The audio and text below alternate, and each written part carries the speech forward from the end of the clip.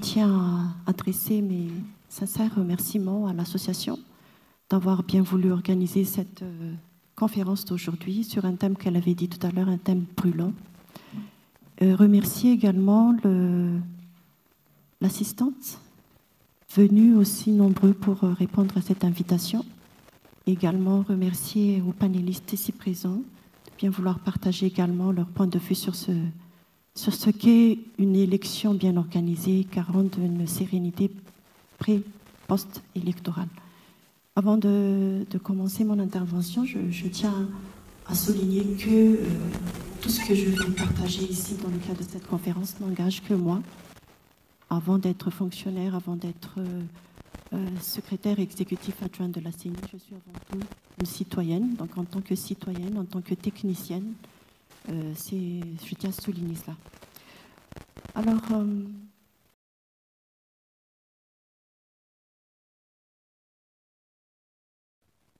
je viens de participer pour ce mois d'octobre, mois de septembre, mois d'octobre, à des réunions de partage, tant nationales que internationales, nationales avec tous les acteurs au niveau des 6 provinces, internationales avec les sociétés civiles, avec l'organe en charge de gestion des élections. Et tout au long de ces réunions, on partageait nos expériences respectives, les pratiques, les vécus, en tant que technicienne, bien entendu. Et les questions qui se posent à chaque fois, c'est cette même question, mais comment ça se fait que Madagascar est toujours en crise dès qu'on parle d'élections, que ce soit avant, pendant ou après? Alors que, en lisant vos rapports, en vous écoutant sur vos cadres légaux, sur vos manières de faire, sur vos processus, tout semble répondre aux principes et valeurs démocratiques. Et moi-même, je leur ai dit, moi aussi, je me pose ces questions, comment ça se fait? Ces rencontres étaient non seulement au niveau national, mais avec les acteurs, avec les OGE, les organes en charge de la gestion des élections, étaient justement faites et organisées dans le but de promouvoir le renforcement des acquis démocratiques. Alors la question, quand on dit quelles sont les causes profondes, je pense, après mes expériences ayant été responsable des élections pendant 15 années, et avoir des rencontres de telle sorte, des échanges de cette façon, l'organisation des élections se repose sur un certain nombre de principes et des valeurs qui ne sont pas du tout contraires à nos cultures malgaches. Je pense qu'il s'agit d'un choix. D'après les expériences, les pratiques, les échanges, tout ça, où tout le monde revendique un certain nombre de respecter ces principes. Pour nous, les Malgaches, c'est tout d'abord l'unité nationale posée sur l'esprit de Fiavan. Je pense que c'est un choix. Est-ce qu'on veut respecter ou renier ces choix, ces valeurs et ces principes qui ne sont pas du tout contraires à nos cultures malgaches? Il y a le principe de constitutionnalité, de légalité, de légitimité.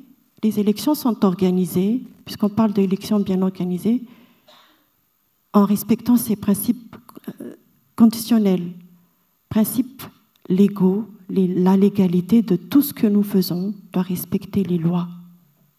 Mais il ne suffit pas seulement de dire respecter les lois, il faut s'en approprier, il faut aussi les respecter, les appliquer. Nous avons des bonnes lois selon les échanges. Les OGE de l'océan Indien, Comores, Seychelles, Maurice, du Québec, de la France, du Sénégal, du Tunisie, mais vous avez des bonnes lois, mais comment ça se fait alors? Donc, il ne faut pas seulement qu'on adopte, mais il faut qu'on l'applique, qu'on se l'approprie, qu'il s'agisse des OGE, des sociétés civiles, de la société civile, ou des acteurs, ou des citoyens même. Mais il ne suffit pas seulement aussi de respecter ces lois, mais il faut aussi, c'est pas suffisant, il faut qu'il y ait une certaine légitimité. Et si tant qu'on n'a pas cette légitimité, les élus ne sont pas légitimes, ils sont mal élus, il y aura toujours cette suspicion, il y aura toujours ces problèmes de crise de confiance, crise de valeur, crise de référence, crise dans tout ce que nous allons organiser comme élection. Je pense aussi que l'une des causes profondes qui fait qu'il y a toujours cette tendance de poser des problèmes de suspicion, de pas confiance, c'est on se pose la question, est-ce qu'on va respecter les normes et les standards internationaux? Madagascar n'est pas isolé, c'est un pays qui est dans un continent, c'est un pays qui est ouvert, et les lois électorales, nous n'avons pas encore de code électoral, les lois électorales se reposent également sur ces principes, reposent également sur ces normes, et les lois, les différentes lois qu'on les avait dernièrement, c'est la loi 2018-008, sur les élections et les référendums, il y a eu des modifications, il y a eu des consultations, des conceptions de manière à ce que nos lois, qui ne sont pas contraires à nos valeurs, respectent ces normes. Est-ce qu'on veut respecter ces normes? Est-ce qu'on veut qu'on ne soit pas en décalage par rapport aux évolutions, aux rénovations mondiales, puisque Madagascar n'est pas isolé? On parle aussi de transparence et d'inclusivité. Pourquoi il y a toujours des crises si les lois, les pratiques qu'on fait tendent vers s'assurer en sorte qu'il y ait toujours transparence, puisqu'on parle de processus allant des listes électorales jusqu'aux résultats, agir de manière toujours transparente, faire en sorte qu'il n'y ait pas de secret et que les gens puissent accéder à toutes les informations, accéder aux procédures, aux modalités d'organisation des élections. Et ça, c'était des pratiques. On a essayé de faire ça pendant le cycle de 2018, travailler en transparence, partager toutes les modalités d'organisation des élections et s'assurer aussi que nous, les acteurs, ce n'est pas seulement l'OGE, la société civile, les médias, les partis politiques et les électeurs, à partir de cette transparence, essayer d'inclure, de faire en sorte que les participants, ces acteurs-là, participent activement par rapport à leurs responsabilités respectives. Pourquoi il y a encore des crises alors? Mais à part la transparence, il y a la neutralité, l'impartialité, neutralité de l'administration. Si on ne respecte pas ces principes-là, si on fait un choix de respecter ça, pourquoi il y a encore des crises? Pourquoi il y a encore ces suspicions-là? C'est possible de garder ces neutralités, faire respecter ces neutralités au niveau de l'administration. Pourquoi ne pas le faire? Pourquoi ne pas être impartial dans les services publics? Le texte le prévoit. Pourquoi ne pas les faire? Est-ce que c'est un choix? Ça, ce sont des questions, ça, ce sont des pratiques. Mais il y a des administrations qui agissent de manière neutre. Pourquoi ne pas le faire? Je reviens encore, c'est un choix de le faire. Équité et égalité. Lorsqu'on a, dans le cadre de l'organisation des élections, si on regarde les étapes, il y a des parties où il faut vraiment asseoir cette équité, il faut appliquer cette équité, il faut être impartial. C'est pendant les campagnes électorales, c'est une des étapes du processus électoral. Équité dans le sens où on ne regarde pas qui a le moyen et qui n'a pas le moyen, une égalité d'intervention au niveau des médias, une égalité de traitement de l'OGE vis-à-vis d'un candidat. C'est possible de le faire. Rester dans ces principes-là, est-ce que c'est un choix? Il faut qu'on le pratique et c'est possible de le faire. Égalité, on parle beaucoup lors des anciens processus qu'il n'y a pas d'égalité des chances entre les candidats, il n'y a pas d'égalité des chances pour les électeurs qui vont voter dans les urnes, alors que la loi le prévoit, sauf peut-être au niveau des fonds où les candidats utilisent par rapport à leurs moyens. Il y en a qui utilisent 1000 francs, il y en a qui utilisent 1 milliard, il y en a qui utilisent 10 000, alors que c'est possible. Donc c'est encore un choix. On veut vraiment appliquer ça ou pas. Je passe l'assiduité et je parle d'honnêteté. Lorsqu'on organise des sensibilisations, des activités, nous avons l'impression, en tant que technicien, je parle toujours, qu'il y a ce manque d'honnêteté intellectuelle. Là, je suis en face des jeunes, je vois dans la salle beaucoup de jeunes. Qu'est-ce qu'on partage à ces jeunes-là par rapport à ce qu'on fait en termes d'organisation des élections? Il faut qu'on ait cette honnêteté intellectuelle, partageant les bons messages, au lieu qu'il y ait toujours cette manipulation d'informations, des désinformations, et qui est accentuée par les nouvelles technologies de l'information. Donc, est-ce qu'on fait le choix d'être honnête intellectuellement ou est-ce qu'on veut manipuler ces informations-là? Est-ce qu'on veut être honnête dans notre manière de faire ou est-ce qu'on veut rester dans le flou, dans l'abstrait, alors qu'on parle de transparence? Et enfin, l'indépendance et liberté. C'est deux choses qui sont liées. On parle toujours d'indépendance de l'OG, de l'organe en charge de gestion des élections. Il n'y a pas que l'indépendance de l'organe en charge de gestion. Il y a indépendance financière, indépendance technique, indépendance de la personne qui l'organise. Mais il y a d'autres choix d'indépendance aussi, indépendance de l'électeur, qui dit liberté d'expression des médias, liberté dans la manière de sensibiliser les jeunes, dans la manière de parler.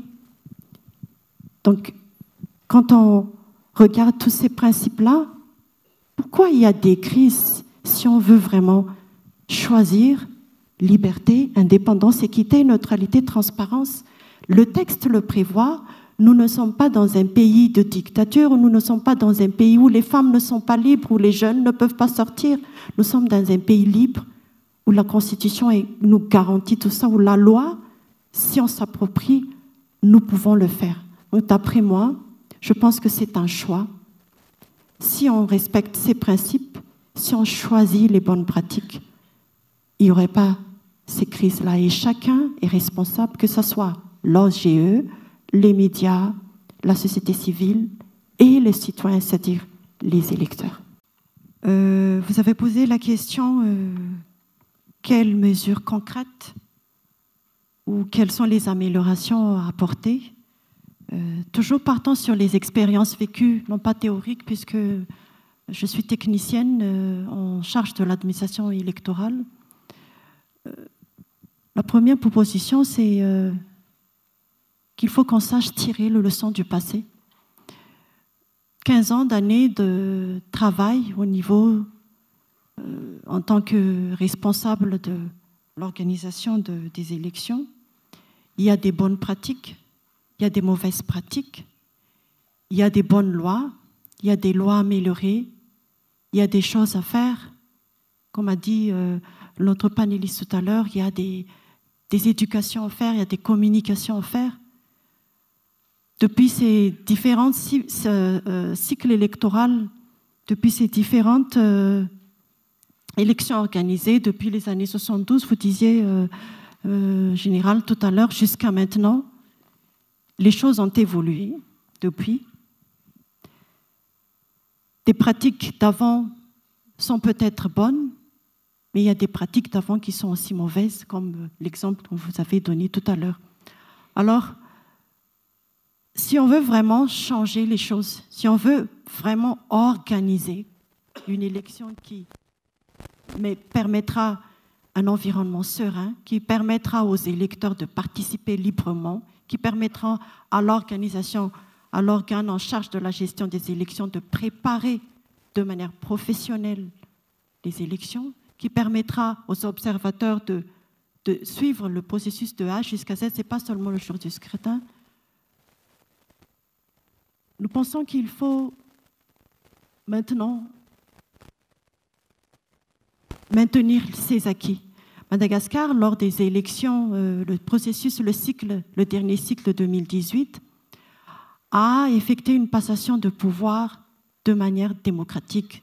Ce n'est pas en flambant les drapeaux, en brûlant les pneus, en descendant dans les rues, mais c'était une élection où le président sortant a passé les pouvoirs de manière démocratique, issu d'une élection, en sortie de crise, on passait le pouvoir à un autre président. Ça, c'est une bonne pratique, un acquis démocratique.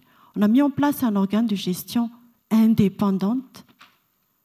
Il y a beaucoup de questions qui tournent. Ça fait ça a fait couler beaucoup d'encre sur cette indépendance et je pense qu'il y aura sûrement et probablement des questions là-dessus tout à l'heure. Je ne vais pas m'étaler dans les détails. Car dans cet acquis, il y a beaucoup de pays. Je pensais tout à l'heure des échanges avec les OGE de l'océan Indien, de Maurice, de la Réunion, de Seychelles, de Québec, de Sénégal, de Bénin, des États-Unis, de l'Europe. Il y a cet acquis, faire en sorte que l'organisation des élections ne soit pas organisée au sein d'un ministère. Ça augmenterait encore des suspicions de faire « Ah, une élection, c'est déjà faite, c'est plus la peine d'aller aux urnes ».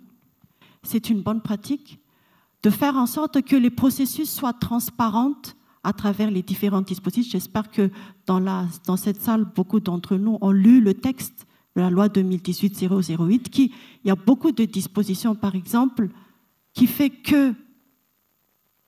oblige, puisque c'est une loi qui oblige l'organe en charge de la CENI de publier les PV le jour des élections, de sécuriser les votes, de faire en sorte qu'il n'y ait pas de manipulation. Il y a beaucoup, comme je disais tout à l'heure, c'est un choix. Est-ce qu'on veut vraiment appliquer? Est-ce qu'on veut vraiment laisser à l'OGE? Donc, je pense que c'est de maintenir ces acquis-là et de ne pas revenir en arrière, ne pas toujours inventer les roues. Et aussi, surtout, de capitaliser les bonnes pratiques et d'avancer consolider les critiques constructives. Les critiques sont nécessaires. Après les évaluations, il y a des choses qui sont négatives, qui ne sont pas efficaces. Tous les ans, après chaque élection, il y a des rapports que l'organe en charge de la gestion, la CENI, produit. Les observateurs nationaux, internationaux, établissent et rédigent des rapports expliquant qu'est-ce qui était bien, qu'est-ce qui s'est bien passé, qu'est-ce qui est amélioré, consolidant ces critiques-là. Ça pourrait être sous forme d'un cadre juridique, d'une amélioration, d'une rénovation, mais pas d'un changement à 100% ou drastique. Mais aussi, ces critiques peuvent également nous permettre de voir, je vais donner un exemple concret, l'organisation des campagnes électorales, effectivement, il y a des critiques là-dessus. La conception des listes électorales, ils disent qu'il y a des gens qui sont, par rapport au gel des gels de la liste, il y a des gens qui sont, le jour de l'élection, il y a des décédés qui viennent voter, il y a tout un tas de critiques. Il y a des propositions qu'on peut très bien consolider pour améliorer le processus électoral, pour qu'il n'y ait pas ces suspicions, pour qu'il n'y ait pas ces déceptions, pour que les élus soient bien élus, mais pas mal élus, pour que vous, les jeunes, soient motivés pour aller voter. Puisque les élections, le jour du scrutin, c'est le seul jour où vous avez le plein pouvoir pour décider qui va vous représenter. Donc, consolidant, ne retournons pas toujours. Il est bien de retourner en arrière, mais il faut qu'on essaie d'aller de l'avant, de trouver le moyen de parler ensemble, de se mettre autour d'une table. Et bien entendu, il est à l'organe, à la CENI, d'ouvrir ses portes, d'écouter ces propositions-là, de trouver le moyen de manière à ce que ces propositions d'amélioration, comment améliorer la campagne, comment faire en sorte que les recours faits par un candidat ou par un électeur ne soient plus déboutés et qu'on ait cette conclusion. Il faut que la CENI puisse accompagner les candidats, accompagner les électeurs pour que ça ne se reproduise pas. Et ça a été fait. Il y a des actions concrètes là-dessus. Il y a des recours qui ont pu aboutir à une annulation des résultats parce que ce n'était pas vraiment les résultats à la source. Pour la sécurisation des votes, par exemple, jamais dans les élections, je ne sais pas, en général, du temps des 72 ou de 70, jamais il y a eu des électeurs où on les pointe les armes dans les isoloirs pour voter. Ce sont des bonnes pratiques. Il y a des améliorations qu'on peut faire encore une fois là-dessus.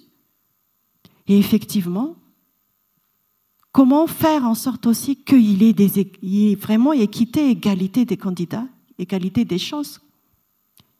La loi nous le permet. Encore une fois, je reviens sur ma première présentation, sur ma première intervention. Est-ce qu'on veut vraiment appliquer ces principes-là? Les principes existent, mais il suffit d'avoir cette volonté de les respecter et de les appliquer. Il y a des critiques, il y a des recommandations, il y a des critiques par rapport, on parlait toujours tout le temps tout à l'heure de liste électorale, par rapport au gel. Effectivement, si on veut vraiment que les électeurs soient motivés, donnons-nous la main, puisque ce n'est pas seulement l'organisation, l'organe en charge de gestion qui donnons-nous la main, les acteurs, les électeurs, les médias, l'État, les partis politiques, la société civile, donnons-nous la main, puisque effectivement, le problème, c'est la sensibilisation et la communication. Madagascar est vaste. Madagascar n'est pas comme Maurice ou comme La Réunion ou comme Seychelles. Madagascar est un pays comme la France. Effectivement, le manque de communication, le manque de sensibilisation, puisque sensibiliser, c'est tout au long du processus, c'est à préparer. Ce n'est pas le jour du scrutin seulement qu'il faut sensibiliser, c'est dès maintenant. Nous sommes à une année, à quelques mois de 2023 où on va organiser les élections présidentielles. Est-ce que nous connaissons le processus? Quels sont les détails? Comment dois-je faire pour aller m'inscrire? Qu'est-ce qui me motive? Je pense que ce sont des solutions concrètes et si on se donne la main, si on sensibilise les uns dans votre famille, dans les partisans de nos partis politiques, les médias, si on sensibilise dès maintenant sur l'importance de cette vote, l'importance de s'inscrire dans la liste électorale pour pouvoir par la suite être candidat, pour pouvoir par la suite être membre des bureaux de vote, pour être délégué des candidats dans les bureaux de vote, parce qu'il y a 24 900 bureaux de vote. Comment trouver 24 900 délégués de candidats? Il y a tout ça. Comment sensibiliser les 13 millions d'électeurs? Ça pourrait être même 14 millions par rapport au recensement des électeurs, au recensement de la population. Comment motiver, comment les sensibiliser, comment faire en sorte que nous tous, citoyens, puissent s'approprier de cette loi et connaître. Comment préparer aussi les moyens d'organiser cette élection? Ce n'est pas pour la CENI seulement, mais pour les partis politiques. Comment leur donner le moyen de pouvoir former leurs ressources humaines, former leurs délégués, de pouvoir les accompagner jusqu'au contentieux pour que leur recours ne soit pas rejeté par la suite et d'être déçus. Comment faire en sorte que les jeunes puissent aller voter? L'une des solutions proposées, c'est d'organiser des sensibilisations, mobiliser les médias, faire entrer dans les modules de formation, dans les programmes scolaires, ce qu'est, comme vous avez dit tout à l'heure, qu'est-ce que c'est qu'un électeur? Parce que les jeunes, à chaque fois qu'on parle d'élection, ça ne m'intéresse pas, c'est de la politique. C'est faux. Vous êtes le seul à pouvoir changer les choses. Intéressons-nous sur le processus. Qu'est-ce que fait là pour pas qu'on nous manipule, pour qu'on ne soit pas étranger des procédures électoraux, des procédures contentieuses, pour qu'on ne soit pas non plus, pour qu'on n'ignore pas ce qui se passe dans les bureaux de vote dès maintenant. Informons-nous auprès de la CENI. Tout ça, ce sont des mesures concrètes. Maintenir les acquis, ne pas revenir en arrière. On change les lois, on modifie, on améliore, mais on ne change pas le monde. Capitalisons les bonnes pratiques. Maintenant, cette gain que Madagascar a eu de passation de pouvoir démocratique, mais pas de descendre dans les rues, parce que ça a un impact sur l'économie, ça a un impact sur la société, ça a un impact sur notre vie, ça a un impact sur l'avenir de notre pays. Et consolidons les critiques constructives, mais pas destructives. Il y a beaucoup de solutions constructives, il y a beaucoup de critiques constructives. mais pas destructrice parce que ça a un impact sur le développement du pays. Peut-être une dernière